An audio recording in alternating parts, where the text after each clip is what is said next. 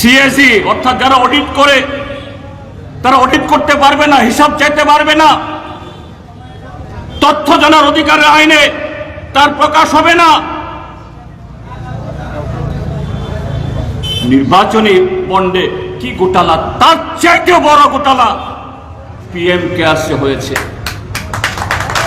তো এরা সংবিধান মানে, পার্লামেন্টে গিয়ে তারা ভরং করে, সেখানে বিরোধীরা যখন প্রশ্ন তুলতে চায় এদেরকে বহিষ্কার করে, পার্লামেন্টে আইন পাস করে, কোনো আলোচনা হয় না।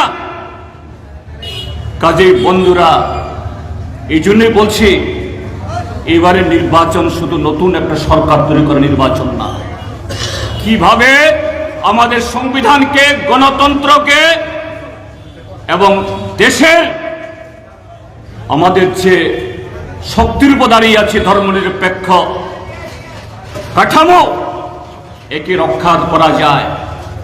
যদি এই কালো টাকার বলে এবং নানা ছলা কলায় গত 10 বছর যেরকম ভাবে ক্ষমতা তারা দখল করেছে, রাজ্যে রাজ্যে এইভাবে কোথাও বিধায়ক কিনে, কোথাও সাংসদ কিনে, এইভাবে যদি আসতে পারে, ভারতবর্ষে আর কোনো নির্বাচন হবে না, ইলেকশন হবে না, সব সিলেকশন। সেই সিলেকশন কোথায় হবে? বিজেপির অফিসে।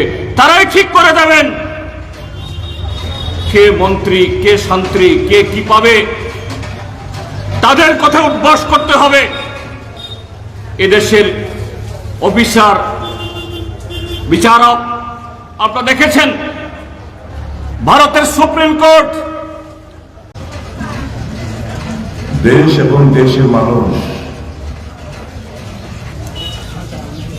খুব কঠিন পরিস্থিতির মধ্যে রয়েছে। সংবিধান আগামী দিন সচল থাকবে কিনা সবচেয়ে বড় প্রশ্ন দেখা দিয়েছে। গণতন্ত্র বজায় থাকবে কিনা এটাই সকলের মনের প্রশ্ন।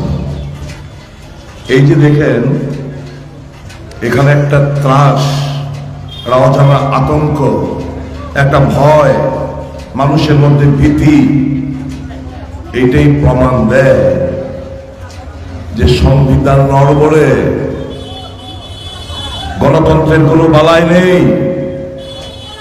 গণতন্ত্রে বিশ্বাস করে না ভারতীয় জনতা পার্টি। এক ব্যক্তি, তার চিন্তাধারা, এক ব্যক্তির শাসন ব্যবস্থা, এক ব্যক্তির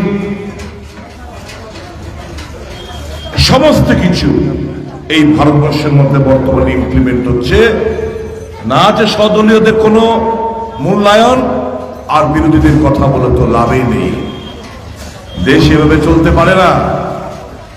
দেশের বাংলাদেশ বাদ দিয়ে প্রতিবেশী সবগুলো দেশগুলো রয়েছে, সবগুলো আজকে হোস্টাইল, ফরেন পলিসি চেঞ্জ করে ফেলেছে। আজকে একটা শহীদান দিবস,